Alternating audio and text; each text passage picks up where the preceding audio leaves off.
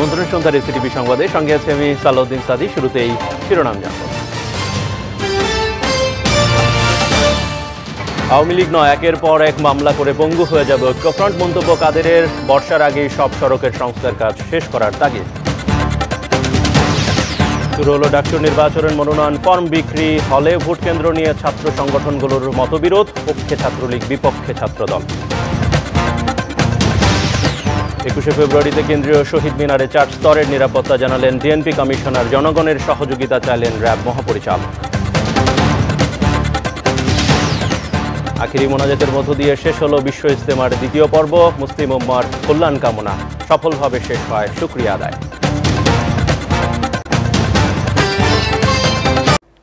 দর্শক, শিরোনামে যেমনটা শুনছিলেন যে আওয়ামী লীগ নয়, একের পর এক মামলা করে ঐক্যফ্রন্টই পঙ্গু হয়ে যাবে, এমন মন্তব্য করেছেন সড়ক পরিবহন ও সেতুমন্ত্রী ওবায়দুল কাদের। এ সময় প্রকল্প ব্যয় বাড়লেও মানের বিষয়ে কোনো ছাড় দেয়া যাবে না বলে স্পষ্ট নির্দেশনা দিয়েছেন তিনি। একই সাথে আগামী বর্ষার আগেই সড়কের সংস্কার কাজ শেষ করার তাগিদ দেন মন্ত্রী। ফারজানা শোভা জানাচ্ছেন বিস্তারিত। মঙ্গলবার সকাল 11টা থেকে প্রায় 2 ঘন্টা সড়ক ও জনপথ বিভাগের বিভিন্ন পর্যায়ের প্রকৌশলী, প্রকল্প পরিচালক ও কর্মকর্তাদের সঙ্গে মতবিনিময় করেন সড়ক পরিবহন ও সেতুমন্ত্রী ওবায়দুল কাদের। এ সময় বিভিন্ন মেগা প্রকল্প ও সারা দেশে বিভিন্ন সড়কের পরিস্থিতি তদারকি প্রসঙ্গে সেতুমন্ত্রী আগামী বর্ষা ও ঈদ উল ফিতরের আগেই সংস্কার কাজ শেষ করার নির্দেশনা দেন। বর্ষার আগে রাস্তা সারা বাংলাদেশের সকল ক্ষতিগ্রস্ত রাস্তা সচল রাখতে হবে, ইউজেবল রাখতে হবে, পাসেবল রাখতে হবে। এটা হলো ফার্স্ট প্রায়োরিটি আমাদের। এবং রাস্তাগুলো দখলমুক্ত রাখতে হবে, সেজন্য উদ্ধার অভিযান অব্যাহত রাখতে হবে। পরে সাম্প্রতিক রাজনৈতিক বিষয়ে এক প্রশ্নের জবাবে তিনি বলেন, 14 দলের শরিকদের মধ্যে সামান্য অভিমান থাকলেও শিগগিরই এই সমস্যা কেটে যাবে। ঐক্যফ্রন্ট গণশুনানির নামে গণতামাশা করবে বলেও অভিযোগ করেন তিনি। যা যা হচ্ছে সব আলাপ আলোচনা করেই হচ্ছে। তাদের সমালোচনার পেছনে, মানবাধিকারের পেছনের কারণটা কি আপনারা আমার চেয়ে কম জানেন না। তেমন কোনো সমস্যা নেই, ছোটোখাটো মানবাধিকার আছে, এগুলো কেটে যাবে। গণশুনানি কাকে বলে? গণশুনানি না গণতামাশা? গণতামাশার জন্য অনুমতি চাইলে পুলিশ কমিশনারকে বলবো বিষয়টা দেখে ব্যবস্থা নিতে। জাতীয় ঐক্যফ্রন্টের প্রার্থীদের করা মামলায় আওয়ামী লীগ রাজনৈতিকভাবে পঙ্গু হয়ে যাবে, নাগরিক ঐক্যের আহ্বায়কের এমন বক্তব্যের জবাবে আওয়ামী লীগ সাধারণ সম্পাদক বলেন, দুর্বল নেতৃত্ব আর নিজেদের মামলায় ঐক্যফ্রন্টই কোণঠাসা হয়ে যাবে। মামলা করতে করতে নিজেরাই পঙ্গু হয়ে যাবে। ফারজানা শোভা, এসিটিভি, ঢাকা। শাহজাহান খানকে সড়কে শৃঙ্খলা ফেরাতে গঠিত জাতীয় কমিটির সভাপতি করা হাস্যকর ও প্রহসন, এমন মন্তব্য করেছেন বিএনপির সিনিয়র যুগ্ম মহাসচিব রুহুল কবির রিজভী আহমেদ। সকালে দলটির নয়াপল্টনের কেন্দ্রীয় কার্যালয়ের সংবাদ সম্মেলনে তিনি বলেন যে এখনও সড়কে চলছে মৃত্যুর মিছিল। ঠিক এই সময়ে শাহজাহান খানকে দায়িত্ব দেয়া সরকারের উদাসীনতারই লক্ষণ। সরকার সর্বত্র সন্ত্রাস এবং লুটপাটের রাজত্ব কায়েম করেছে মন্তব্য করে রিজভী আহমেদ বলেন যে লুটপাট অব্যাহত রাখতেই বেশ কটি নতুন ব্যাংকের অনুমোদন দিয়েছে সরকার। এ সময় 21 ফেব্রুয়ারি উপলক্ষে আলোচনা সভা সহ বিভিন্ন কর্মসূচির ঘোষণা করেন এই বিএনপি নেতা। পরিবহন ও দুর্ঘটনা নিয়ন্ত্রণ জাতীয় কমিটিতে সাবেক মন্ত্রী শাহজাহান খানকে আহ্বায়ক করে যে কমিটি গঠন করা হয়েছে তা রীতিমতো হাস্যকর। এই শ্রমিক নেতার কারণেই সড়কে যত প্রাণহানি ও বিশৃঙ্খলা ঘটেছে। চোরের কাছেই চুরির বিচার দেয়া। বর্তমান অবৈধ সরকার দেশে আরও 3টি ব্যাংকের অনুমোদন দিয়েছে। সবচেয়ে হাস্যকর বিষয় হলো স্বয়ং অর্থমন্ত্রী বলেছেন তিনি এই 3টি ব্যাংক অনুমোদনের বিষয়টি জানেন না। তাহলে দেশ চালাচ্ছে কে? শুরু হলো ঢাকা বিশ্ববিদ্যালয়ের কেন্দ্রীয় ছাত্র সংসদ ডাকসু নির্বাচনের মনোনয়ন ফর্ম বিক্রি। তবে প্রথম দিন তেমন কাউকে ফর্ম কিনতে দেখা যায়নি। এদিকে ডাকসু এবং হল সংসদ নির্বাচনের ভোট কেন্দ্র নিয়ে বিভক্ত হয়ে পড়েছে ছাত্র সংগঠনগুলো। হলে ভোট কেন্দ্রের পক্ষে ছাত্রলীগ বলছে যে হলেই নির্বাচনের পরিবেশ আছে এবং এটিই বিশ্ববিদ্যালয়ের ঐতিহ্য। আর বিপক্ষে ছাত্রদল এবং বামপন্থী ছাত্র সংগঠনগুলো বলছে যে হলে ভোট কেন্দ্র হলে সুষ্ঠু হবে না নির্বাচন। এদিকে সাধারণ শিক্ষার্থী অধিকার সংরক্ষণ পরিষদের নেতাদের মতে নির্বাচনের পরিবেশ খানিকটা তৈরি হয়েছে। বাতিন বিপ্লব জানাচ্ছেন বিস্তারিত। দীর্ঘ ২৮ বছর পর অনুষ্ঠিত হতে যাচ্ছে ঢাকা বিশ্ববিদ্যালয় কেন্দ্রীয় ছাত্র সংসদ, ডাকসু ও হল সংসদ নির্বাচন। এরই মধ্যে বিভিন্ন হলে শুরু হয়েছে ফরম বিতরণ কার্যক্রম, যদিও প্রথম দিন তেমন সাড়া মেলেনি। ব্যক্তিগতভাবে ২-১ জন ফরম সংগ্রহ করলেও এখনও মনোনয়ন ফরম নেয়নি ছাত্র সংগঠনগুলো। ঢাকা বিশ্ববিদ্যালয়ের ছাত্রলীগ সভাপতি সঞ্জিত চন্দ্র দাস জানান, যোগ্য নেতৃত্ব নির্বাচনের কাজ চলছে। গোয়েন্দা সংস্থা আমাদের কাছেও বিভিন্ন হলের ভিপিজিএস এজিএস দেওয়ার জন্য ছেলে মেয়েদের খোঁজখবর করেছে আমাদের কাছ থেকে, এবং তারা তাদের মাধ্যমে খোঁজখবর নিচ্ছে। এবং যারা মেধাবী, ক্লিন ইমেজে, যাদের কোনো ধরনের হলে কোনো ধরনের অপকর্ম করার রেকর্ড নেই, সেই ধরনের ছেলেদেরই খোঁজ করা হচ্ছে। এদিকে বাম সংগঠনগুলো ২৩ ফেব্রুয়ারির পর ফরম কেনার ঘোষণা দিলেও ছাত্রদল অনড় সহ অবস্থানের দাবিতে। এসব দাবির বিষয়ে বিশ্ববিদ্যালয়ের উপাচার্যদের সাথে আলোচনার পর তারা জানান, এখনও ক্যাম্পাসে নির্বাচনের পরিবেশ নেই। ভোট কেন্দ্রগুলো হল থেকে একাডেমিক ভবনে স্থানান্তরের জন্য নির্বাচন কমিশন পুনর্গঠন, সকলের সমন্বয়ে এই দাবিগুলো নিয়ে আমরা দীর্ঘ সময় ওনার সাথে আলোচনা করেছি। উনি আমাদের কথাগুলো মনোযোগ সহকারে শুনেছেন। এখনও সময় আছে, আমরা প্রত্যাশা করব আমাদের দাবিগুলো বিশ্ববিদ্যালয় প্রশাসন বিবেচনা করবে। তবে নির্বাচনে অংশ নেয়ার লক্ষ্যে কাজ শুরু করেছে সাধারণ শিক্ষার্থী অধিকার সংরক্ষণ পরিষদ। ক্যাম্পাসের বিভিন্ন চত্বরে শিক্ষার্থীদের হাতে লিফলেট দিয়ে ডাকসু সম্পর্কে ধারণা দিচ্ছে তারা। ডাকসু নির্বাচনের পরিবেশ সৃষ্টি করার জন্য আমরা জোটবদ্ধভাবে আন্দোলন করব এবং সুষ্ঠু নির্বাচনের স্বার্থে আমরা আন্দোলন করব, কিন্তু প্যানেল এককভাবে দেওয়ার চিন্তা ভাবনা। আগামী ২৫ ফেব্রুয়ারি পর্যন্ত ফরম বিক্রি করা হবে, আর ভোট হবে ১১ই মার্চ। ছাত্রীদের সাথে একটি সাধারণ সভায় ডেকেছিলাম আমরা, তাদেরকে আচরণবিধি এবং ডাকসুর গঠনতন্ত্র সম্পর্কে আমরা অবহিত করি। বাতেন বিপ্লব, এসএটিভি, ঢাকা। জমে উঠেছে ঢাকা উত্তর সিটি কর্পোরেশনের উপনির্বাচনের প্রচারণা। ভোটের মাঠে আওয়ামী লীগের একক প্রার্থী আতিকুল ইসলাম আর জাতীয় পার্টির প্রার্থী মেয়র প্রার্থী জনপ্রিয় ব্যান্ড শিল্পী শাফিন আহমেদ। সরকার দলীয় প্রার্থী হয় আতিকুল ইসলাম আছেন ফুরফুরে মেজাজে, তবে পরিবর্তনের অঙ্গীকার নিয়ে মাঠে নামা শাফিন আহমেদও জয়ের ব্যাপারে আশাবাদী, যদিও ভোটের তারিখ ঘনিয়ে আসলেও খুব একটা উৎসাহ নেই ভোটারদের মধ্যে। বাতিন বিপ্লবের আরেকটি প্রতিবেদন।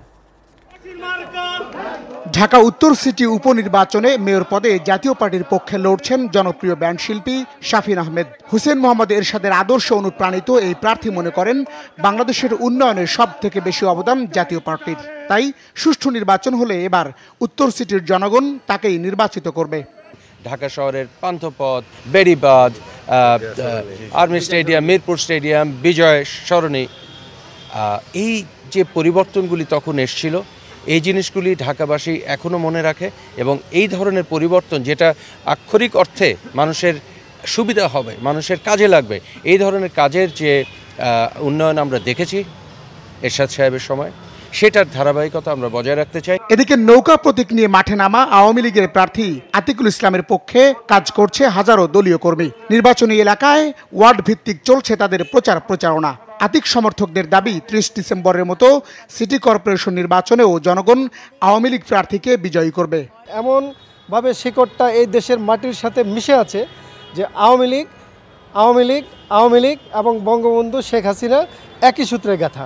তিনার নেতৃত্বে আমি মনে করি এই ঢাকা উত্তর সিটি কর্পোরেশন একটি তিলোত্তমা শহর হিসেবে পরিগণিত হবে। আনিসুল হকের যে শূন্যতা আমাদের মাঝে রয়ে গেছে, তার যে অপূর্ণ কাজগুলো, সেই কাজগুলোকে উনি সম্পূর্ণ করে অবশ্যই আমাদেরকে পূর্ণতা দান করবেন। তবে ভোটের দিনক্ষণ ঘনিয়ে আসলেও খুব একটা উৎসাহ নেই ভোটারদের মাঝে। নির্বাচনী প্রচারণাও তেমন জমেনি পাড়া মহল্লায়। এরপরও সুষ্ঠু ভোটের দাবি ভোটারদের।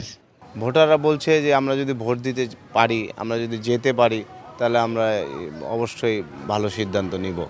জনগণ শুধু চায় তার একটা ভোট সুষ্ঠুভাবে কেন্দ্রে যেন দিতে পারে।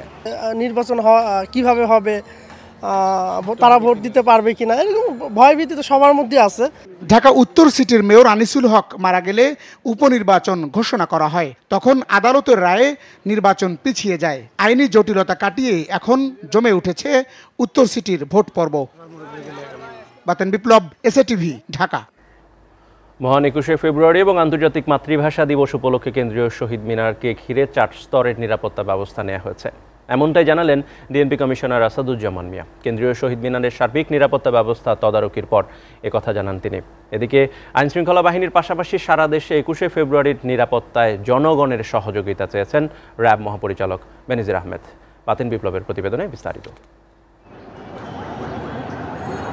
21শে ফেব্রুয়ারি উপলক্ষে ঢাকা মহানগরীর নিরাপত্তার দায়িত্বে থাকবে 16,000 পুলিশ সদস্য। এর মধ্যে শুধু কেন্দ্রীয় শহীদ মিনারের নিরাপত্তায় থাকছে 6,000 পুলিশ। সেই সাথে কেন্দ্রীয় শহীদ মিনার ঘিরে 4 স্তরের নিরাপত্তা বলয় তৈরি করেছে ঢাকা মেট্রোপলিটন পুলিশ। আর সিসিটিভি দিয়ে সার্বক্ষণিক পুরো পরিবেশ তদারকি করা হবে বলে জানিয়েছেন ডিএমপি কমিশনার। কেন্দ্রীয় শহীদ মিনারের সব শেষ অবস্থা পরিদর্শন শেষে ডিএমপি কমিশনার আসাদুজ্জামান মিয়া এসব কথা জানান। শহীদ মিনার এলাকা তল্লাশি করব, সুইপিং করব, আমাদের স্পেশাল ব্রাঞ্চ এবং ঢাকা মেট্রোপলিটনের ডগ স্কোয়াড দ্বারা এটা তল্লাশি করা হবে। এখানে আমাদের ক্রাইম সিন ভ্যান থাকবে, অর্থাৎ নিশ্চিত নিরাপত্তার জন্যে যে যে অনুষঙ্গগুলো রয়েছে সেই অনুষঙ্গগুলো সবই থাকবে। এছাড়া কেন্দ্রীয় শহীদ মিনার পরিদর্শনে যান র্যাব মহাপরিচালক বেনজির আহমেদও। এ সময় ডগ স্কোয়াড ও অত্যাধুনিক প্রযুক্তি দিয়ে চালানো হয় সুইপিং। নিরাপত্তার জন্য জনগণকে সহায়তার আহ্বান জানান বেনজির আহমেদ। আমাদের এখানে স্ট্যান্ডিং পেট্রোল থাকবে, মোবাইল পেট্রোল থাকবে, আমাদের এই অবজারভেশন পোস্ট রয়েছে। সাদা পোশাকে আমরা প্রচুর এখানে গোয়েন্দা নিয়োজিত করব এবং এই সমগ্র এলাকায় শুধুমাত্র এই শহীদ মিনার চত্বর নয়, এর আশপাশ বিশ্ববিদ্যালয় এলাকা জুড়ে আমরা নিরাপত্তা বলয় গড়ে তুলব। এবছর কোনো সংস্থা বা ব্যক্তিকে শহীদ মিনার এলাকায় বাণিজ্যিকীকরণ কর্মকাণ্ড করতে দেবে না পুলিশ। এমনকি বাণিজ্যিকীকরণের উদ্দেশ্যে কোনো ব্যানার ফেস্টুনও ব্যবহার নিষিদ্ধ করা হয়েছে। বাতিন বিপ্লব, এসএটিভি, ঢাকা। শেষ হলো তাবলিগ জামাতের বিশ্ব ইজতেমা। দ্বিতীয় পর্বের শেষ দিন মোনাজাতে মুসলিম উম্মার কল্যাণ কামনা আর লাখো মুসল্লির আমিন আমিন ধ্বনিতে মুখরিত হয় টঙ্গীর ইজতেমা ময়দান। ইজতেমা সফলভাবে শেষ হয় শুকরিয়া আদায় করেন মুসল্লিরা। টঙ্গী থেকে ফিরে ইজতেমার খবর জানাচ্ছেন জুনায়েদ আলী সাকি, ছবি তুলেছেন বদিউজ্জামান। 2 পর্বের 3 দিন করে টানা 6 দিনে শেষ হলো তাবলিগ জামাতের 54তম বিশ্ব ইজতেমা। শেষ দিন সকালে মোনাজাতে অংশ নিতে রাজধানীর বিভিন্ন স্থান থেকে ধর্মপ্রাণ মুসল্লিরা আসতে থাকেন টঙ্গীর তুরাগপাড়ে। যেন মুসল্লিদের ঢল নামে ইজতেমা ময়দানে। ফজরের পর থেকে চলে আলোচনা ও বয়ান। বেলা বাড়ার সাথে লোকারণ্য হয়ে ওঠে গোটা ময়দান। আশেপাশেও অবস্থান নেন মুসল্লিরা। পুরুষের পাশাপাশি বিপুল সংখ্যক নারীও আসেন মোনাজাতে অংশ নিতে। আল্লাহর কাছে ক্ষমা চাই, দেখবো যে আল্লাহ আমগো সব গুনাহকে মাফ করে দেওয়ার জন্য, তার জন্য সবার দিনগুলো যাতে ভালো যায়, আমরাও যেমন ভালো থাকি, আল্লাহর কাছে এই কামনাটাই আমরা করি। মধ্য দুপুরের ঠিক আগে শুরু হয় মোনাজাত। প্রায় 15 মিনিটের মোনাজাতে তাবলিগের দাওয়াত, বাংলাদেশ এবং মুসলিম উম্মার কল্যাণ কামনা করা হয়। মোনাজাতের মাধ্যমে ইজতেমা শেষ করতে পেরে আল্লাহর শুকরিয়া আদায় করেন মুসল্লিরা। বৃষ্টি হওয়ার কারণে একদিন পিছিয়ে দিয়ে 12টায় মোনাজাত, 11:45 মোনাজাত হয়েছে। আল্লাহর কাছে দেশের জন্য, দশের জন্য, মাপবার জন্য, ময়মুদ্দির জন্য আমরা দোয়া করছি। ইনশাআল্লাহ খুব ভালো হয়েছে, কষ্ট হয় না, কোন জায়গায় সমস্যা নাই, কোনো বিশৃঙ্খলা হয় নাই, ভালো হয়েছে। 3 দিন ছিলাম, বরিশাল দিয়েছি, বকুড়াল, বাকুরগঞ্জ থানা। আগামী বছর জানুয়ারিতে পরবর্তী ইজতেমায় অংশ নেওয়ার আশাও করেন তারা। অনিশ্চয়তার অবসান ঘটিয়ে দ্বিতীয় পর্বের মোনাজাতের মাধ্যমে শেষ হলো তাবলিগ জামাতের 54তম বিশ্ব ইজতেমা। দিনের দাওয়াত আর তাবলিগের মেহনতের শিক্ষা নিয়ে সফলভাবে ইজতেমা শেষ করে এভাবেই দলে দলে ময়দান ত্যাগ করেন মুসল্লিরা। জুনায়েদ আলী সাকি, এসএটিভি, টঙ্গী, গাজীপুর।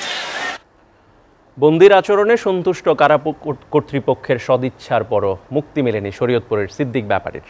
একটি হত্যা মামলায় যাবজ্জীবন দণ্ডিত হয়ে 22 বছরেরও বেশি কারাগারে থাকা এই আসামির স্বজনদের অভিযোগ যে শরীয়তপুর কারা কর্তৃপক্ষ সিদ্দিকের মুক্তির বিষয়ে দায়রা জজ আদালতের কাছে নথি চেয়েছিল, কিন্তু তা না দেয়ায় 5 বছর ধরে মুক্তির অপেক্ষায় দিন কাটছে গোসাইয়ের হাট থানার এই বাসিন্দার।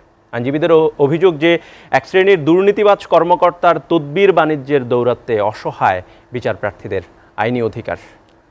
ফরিদ আহমেদের ছবিতে মিজান আহমেদের বিশেষ প্রতিবেদন।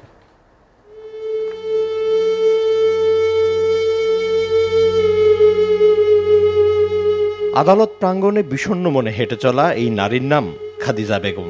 70 ঊর্ধ্ব মানুষটির সঙ্গে তার মেয়ে জাকিয়া বেগম। বয়সের ভারে একসময় থেমে যায় খাদিজার ক্লান্ত পা। হাতে থাকা মামলার কাগজ দেখে জানতে চাইলে খাদিজা বেগম জানান তার বড় ছেলের নাম সিদ্দিক ব্যাপারী। একটি হত্যা মামলায় 1999 সালে শরীয়তপুর দায়রা জজ আদালত তাকে যাবজ্জীবন সাজা দেয়। 2 বছর পর কারাগার থেকে করা সিদ্দিকের আপিল শুনানি নিয়ে 30 বছরের কারাদণ্ডাদেশের আদেশ বহাল রাখে হাইকোর্ট। কিন্তু জানা ছিল না বলে করা হয়নি আপিল। অসচ্ছল পরিবারটি জানায় তাদের আকুতি। 22 বছর আগে আমরা অনেক ছোট ছিলাম, আমাদের ভাই যে টাইমে যায় সেই টাইমে অনেক আমরা ছোট, কিন্তু আমাদের ওই টাইমে গার্মেন্টসও নেই না, কিন্তু ভাই একলাই রুজি করতো, ওই রুজির বি আমরা চলতাম। আমাদের বাবা নেই, আমাদের বাবা ছোটবেলা মারা গেছে। আজ 22-22.5 বছর হয়ে যায়, আমাকে গার্জেনের কারণে বের করতে পারিনি। আমাকে কেউ ছিল না, খালি ছেলেই আমাদের একলা। কারাবিধি মেনে দীর্ঘদিন কারাবাসের কারণে বিজয় দিবস সহ বিভিন্ন দিবসগুলোতে মুক্তি মেলে অনেক আসামির, কিন্তু সে তালিকায় ঠাঁই হয় না সিদ্দিকের। আমরা অনেক চেষ্টা করছি বাইরে ছাড়াই না লেগে, কিন্তু এখন আমরা পারতাছি না। কিন্তু এই যে 26শে মার্চ বলে ছাড়াই পাবে, ভাই আশা দেয়, কান্দাকাটি করে, আমরাও কান্দাকাটি করি। এরপরে 21শে ফেব্রুয়ারি তা তো মনে করেন অপেক্ষা থাকি, কিন্তু লাভ হবে কি? আমাদের কোনো লোক নাই, কারণ আমরা কিছু পাই না। আমরা ব্যথা নিয়ে আমরা বসে আছি, আর করার কিছু নেই। বাবা আমি আর কয়দিন বাঁচুম, আমার ছেলেরে তোমরা আনিয়ে দাও, আমি বুকে করে মরতে পারি। এভাবে খাদিজা বেগম বলছিলেন তার অসহায়ত্বের কথা। তিনি চান সংশ্লিষ্টদের আইনি সহায়তার মাধ্যমে তার ছেলে সিদ্দিক ব্যাপারী অতি দ্রুত মুক্তি পাবে। স্বজনরা জানান 1914 সালে 558 নম্বর স্মারকে সিদ্দিককে দণ্ডবিধির 569 ধারায় মুক্তি দিতে শরীয়তপুর দায়রা জজ আদালতের কাছে মামলা সংশ্লিষ্ট তথ্য চাওয়া হয়, কিন্তু 5 বছরেও উত্তর দেয়নি বিচারিক আদালত। কোনো মামলা যদি ফাইনাল হিয়ারিং হয়ে যায়, রুল অ্যাবসলিউট হয়ে যায়, সেই অ্যাবসলিউটের অর্ডার 1 বছর 7 মাস 8 মাস 6 মাস 9 মাস এরকম করে পড়ে আছে। কেন এটা পড়ে থাকে? নেপথ্যের কারণটা কি? তার কারণ ওইখানে তদবিরের অভাব। এই তদবির মানেই কি সেটা কিন্তু আসলে বোঝা উচিত। বলে এই তদবির মানে আর্থিক তদবির হচ্ছে না দেখে সেকশন থেকে অর্ডার দিতেছে না। একটা ফাইল যদি তদবির না করে তাহলে এটা কোর্টে ফাইল জানায়। অবশেষে অসহায় পরিবারটির পাশে দাঁড়িয়েছে সুপ্রিম কোর্টের লিগ্যাল এইড অফিস।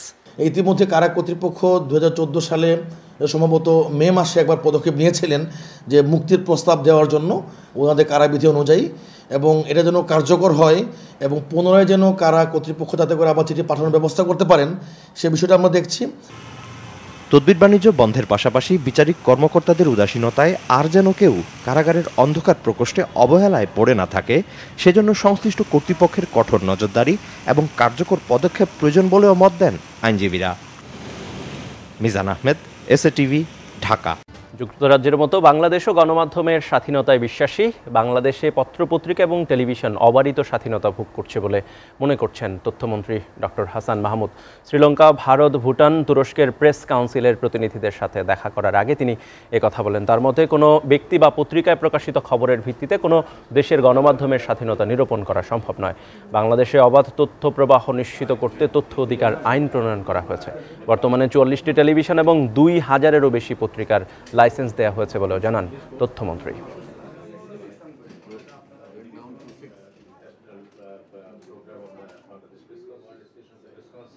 ইউকেতে বিবিসির মতো প্রতিষ্ঠান একজন এমপির বিরুদ্ধে ভুল সংবাদ, অসত্য সংবাদ পরিবেশনের কারণে বিবিসির প্রধান নির্বাহী থেকে শুরু করে সবাইকে পদত্যাগ করতে হয়েছে। বাংলাদেশে এমন কোনো ঘটনা আজ পর্যন্ত হয়নি। আমরা প্রেসের ফ্রিডমকে ইউকের পর্যায়ে নিয়ে যেতে চাই, একই সাথে প্রেসের দায়িত্বশীলতাও আমি মনে করি সেই পর্যায়ে যাওয়া প্রয়োজন।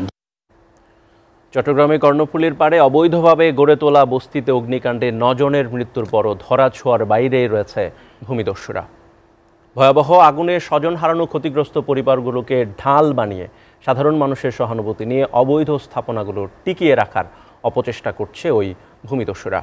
পুরো বিষয়টি অধিকতর তদন্তের নির্দেশ দিয়েছেন শিক্ষা উপমন্ত্রী মহিবুল হাসান চৌধুরী নওফেল। আর প্রকৃত ভূমিহীনদের পুনর্বাসন এবং সুবিধাভোগী প্রভাবশালীদের উচ্ছেদের পদক্ষেপ নেওয়ার কথা জানান চট্টগ্রাম সিটির মেয়র। অমিত দাসের ক্যামেরায় সোহাগ বিশ্বাসের প্রতিবেদনে বিস্তারিত দেখব। গত 15 দিন ধরেই কর্ণফুলী নদীর একপারে উচ্ছেদ অভিযান চালাচ্ছে জেলা প্রশাসন। উচ্ছেদের ধারাবাহিকতায় আর 5-7 দিনের মধ্যেই এই এলাকাটিও দখলমুক্ত করার কথা। কিন্তু তার আগেই সোমবার ভোররাতের রহস্যজনক আগুনে ভস্মীভূত হলো 200 বসতঘর সহ নানান স্থাপনা। সেই সাথে আগুনে পুড়ে কয়লা হয়েছে 9টি তাজা প্রাণও। উচ্ছেদের প্রক্রিয়া শুরুর পর অনেকেই এলাকা ছেড়ে যেতে চাইলেও এদের যেতে দেয়নি কথিত জমিদার বা ভূমিদস্যুরা। আর তাই স্বজনসহ সর্বস্ব হারিয়েছে হতদরিদ্র এসব মানুষ। 100 টাকা করবার আসলো, 100 টাকার থেকে এখন 1000 টাকা হয়েছে। সব জায়গাতে মানে ঘুরে ঘুরে একই জায়গায় থাকি, একই এলাকায় থাকি, আমরা কোথাও যাই না, ঘর কোথাও পাই নাই। একটা জায়গায় মানে যাইতে হলে এটা আগে খুঁজতে হবে। নদীর বেড়িবাঁধের দুপাশে কয়েক একর জমি দখলে নিয়ে টিনের ঘর তুলে তা দরিদ্র মানুষের কাছে ভাড়া দেয় অন্তত 2 ডজন ভূমিদস্যু। আর এর শক্ত ভিত্তি দিতেই ভূমিদস্যুরা জোট বেঁধে গড়ে তোলে ভেড়া মার্কেট সমবায় সমিতি। এখন এই সমিতির আওতায় ছোট বড় স্থাপনা রয়েছে অন্তত 1000 খানেক, যার সবই অবৈধ। এই যে সরকারি প্রচেষ্টার বিরুদ্ধে কারো অবস্থান, এই অবস্থানটি কিন্তু চিহ্নিত করতে হবে এবং সরকারের কর্মকাণ্ডকে বাধা দেওয়ার বিরুদ্ধে আমাদের আইনের কিন্তু শাস্তির বিধান আছে। ভোররাতের রহস্যজনক অগ্নিকাণ্ড মুহূর্তেই ব্যাপকভাবে ছড়িয়ে যাওয়া নিয়ে শুরু থেকেই উঠেছে নানান বিতর্ক। তাই প্রকৃত ঘটনা অনুসন্ধানে অধিকতর তদন্ত চান স্থানীয় সংসদ সদস্য ও শিক্ষা উপমন্ত্রী। সাধারণ মানুষের ক্ষতি করে নিজেদের আত্মসিদ্ধি করবার জন্য, স্বার্থসিদ্ধি করবার জন্য সেটা যদি কেউ পরিকল্পনা করে থাকে তাহলে আমরা অবশ্যই তাদের বিরুদ্ধে প্রশাসনিক ব্যবস্থা নিব। আর প্রকৃত ভূমিহীনদের পুনর্বাসনের ব্যবস্থা করে দখলদারদের উচ্ছেদের ধারা অব্যাহত রাখার ঘোষণা দিয়েছেন চট্টগ্রামের সিটি মেয়র। আর অবৈধ যে বস্তিগুলো আছে এগুলোর ক্ষেত্রে সরকার চিন্তা ভাবনা করছেন যাতে এইদেরকে কীভাবে বিকল্প কোনো পন্থা অবলম্বন করে তাদের পুনর্বাসন করা যায় কিনা। বেআইনিভাবে দখলে রাখা কর্ণফুলীর দুপারের অবৈধ স্থাপনা উচ্ছেদ কাজ শুরু হলেও চাকদা এলাকার এ সকল স্থাপনা দখলে রাখতে আদালতের পুরনো ও মেয়াদোত্তীর্ণ রায়কে এখনও নোটিশ বোর্ডে ব্যবহার করে উচ্ছেদ অভিযান বাধাগ্রস্ত করার চেষ্টা চালাচ্ছে ভূমিদস্যুরা। সবশেষ এই অগ্নিকাণ্ডে ক্ষতিগ্রস্ত পরিবারগুলোকেও ঢাল হিসেবে ব্যবহার করার অপচেষ্টা চালানো হচ্ছে বলে জানান সংশ্লিষ্টরা। সোহাগ বিশ্বাস, এসএটিভি, চট্টগ্রাম। এমপিও ভুক্তির দাবিতে বিভিন্ন জেলায় মানববন্ধন করেছেন নন এমপিও প্রতিষ্ঠানের শিক্ষক কর্মচারীরা। এ সময় লাখেরও বেশি শিক্ষক কর্মচারীরা বছরের পর বছর বিনা বেতনে মানবেতর জীবনযাপন করছেন বলে দাবি করেন তারা। বিভিন্ন সময় এমপিও ভুক্তির আশ্বাসের পরও বাস্তবায়ন না হয় হতাশ তারা। তাই শিগগিরই নন এমপিও শিক্ষক কর্মচারীদের এমপিও ভুক্তির দাবিতে প্রধানমন্ত্রীর হস্তক্ষেপ চান শিক্ষক কর্মচারীরা। প্রতিনিধিদের তথ্য ছবি নিয়ে বিস্তারিত সোহান খানের প্রতিবেদনে। গেল কয়েক বছর ধরে এমপিও ভুক্তির দাবিতে আন্দোলন করছে স্বীকৃতি পাওয়া শিক্ষা প্রতিষ্ঠানের শিক্ষক ও কর্মচারীরা। বারবার দাবি পূরণের আশ্বাস পেলেও বাস্তবায়ন না হওয়ায় হতাশ তারা। দাবি আদায়ে কয়েকটি জেলায় মানববন্ধনও করেছেন শিক্ষকরা। এর মধ্যে বাগেরহাট প্রেস ক্লাবের সামনে শিক্ষক কর্মচারী ফেডারেশনের ব্যানারে মানববন্ধন করেছে নন এমপিও শিক্ষা প্রতিষ্ঠানের শিক্ষক ও কর্মচারীরা। এ সময় বেতন না পাওয়ায় মানবেতর জীবন কাটানোর অভিযোগ করছেন তারা। যশোর প্রেস ক্লাবের সামনে মানববন্ধনে দাবি আদায়ে বিগত দিনের বিভিন্ন কর্মসূচির কথা তুলে ধরা হয়। পরে জেলা প্রশাসকের মাধ্যমে প্রধানমন্ত্রীকে স্মারকলিপি দেন তারা। খুলনা নগরীর পিকচার প্যালেস মোড়ে খুলনা শিক্ষক ফেডারেশনের জেলা সভাপতি অধ্যক্ষ দেবপ্রসাদ মণ্ডলের সভাপতিত্বে মানববন্ধনে অনেকেই বক্তব্য দেন। কুড়িগ্রাম প্রেস ক্লাবের সামনে মানববন্ধনে বক্তারা নন এমপিও প্রতিষ্ঠানের শিক্ষকদের মানবেতর জীবন থেকে রক্ষায় প্রধানমন্ত্রীর হস্তক্ষেপ দাবি করেন। মেহেরপুর প্রেস ক্লাবের সামনে মানববন্ধনে বক্তারা অভিযোগ করেন, সরকার প্রতিশ্রুতি দেওয়ার পরেও শিক্ষা মন্ত্রণালয় 2000 প্রতিষ্ঠানকে এমপিওভুক্ত করার ঘোষণায় হতাশ তারা। শেরপুর থানা মোড়ে বঙ্গবন্ধু স্কয়ারে প্রায় ঘণ্টাব্যাপী মানববন্ধন করেন নন এমপিও শিক্ষা প্রতিষ্ঠানের শিক্ষক কর্মচারীরা। পরে জেলা প্রশাসকের মাধ্যমে প্রধানমন্ত্রীর কাছে স্মারকলিপি দেওয়া হয়। Sohan Khan, SATV news desk.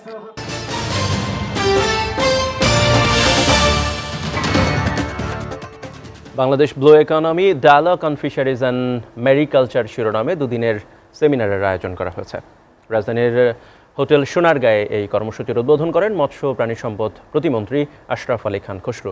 প্রধান অতিথির বক্তব্যে তিনি জানান যে সাগরকেন্দ্রিক উন্নয়নে বর্তমান সরকার সবচেয়ে বেশি প্রাধান্য দিচ্ছে। সরকারের সব উন্নয়ন পরিকল্পনার অন্যতম লক্ষ্য দরিদ্র জনগোষ্ঠী এবং বেকারের সংখ্যা কমানো। যৌথভাবে এই সেমিনারের আয়োজন করে মৎস্য প্রাণী সম্পদ মন্ত্রণালয় এবং জাতিসংঘের খাদ্য কৃষি বিভাগ।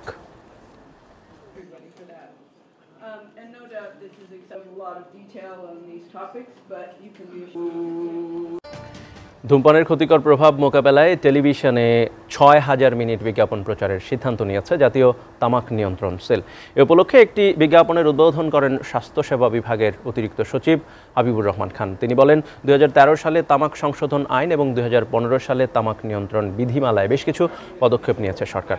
এছাড়া বৈশ্বিক তামাক নিয়ন্ত্রণ আন্তর্জাতিক চুক্তি framework convention on tobacco control বাস্তবায়ন এবং অসংক্রমণজনিত রোগ কমানোর লক্ষ্য নিয়ে কাজ চলছে। এর বাইরে তামাকের উপর করারোপের সিদ্ধান্ত নেওয়া হয়েছে বলেও জানান অতিরিক্ত সচিব।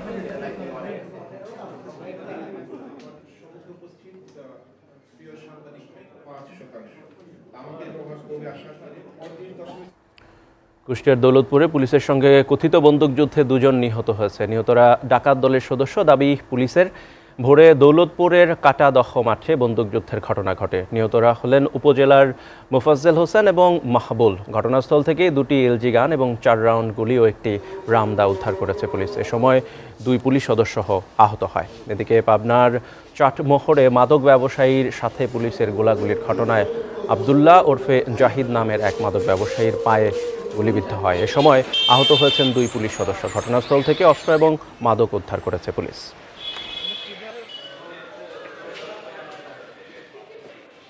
সন্ধ্যার এসিটিভি সংবাদ শেষ করার আগে শিরোনামগুলো জানবো আরেকবার। আওয়ামী লীগ নয়, একের পর এক মামলা করে পঙ্গু হয়ে যাবে ঐক্যফ্রন্ট, মন্তব্য কাদেরের। বর্ষার আগেই সব সড়কের সংস্কার কাজ শেষ করার তাগিদ। শুরু হলো ডাকসুর নির্বাচনের মনোনয়ন ফর্ম বিক্রি। হলে ভোট কেন্দ্র নিয়ে ছাত্র সংগঠনগুলোর মতবিরোধ, পক্ষে ছাত্রলীগ, বিপক্ষে ছাত্রদল। 21শে ফেব্রুয়ারিতে কেন্দ্রীয় শহীদ মিনারের 4 স্তরের নিরাপত্তা জানালেন ডিএনপি কমিশনার। জনগণের সহযোগিতা চাইলেন র্যাব মহাপরিচালক। আখিরি মোনাজাতের মধ্য দিয়ে শেষ হলো বিশ্ব ইজতেমার 2য় পর্ব। মুসলিম উম্মার কল্যাণ কামনা, সফলভাবে শেষ হয় শুকরিয়া আদায়।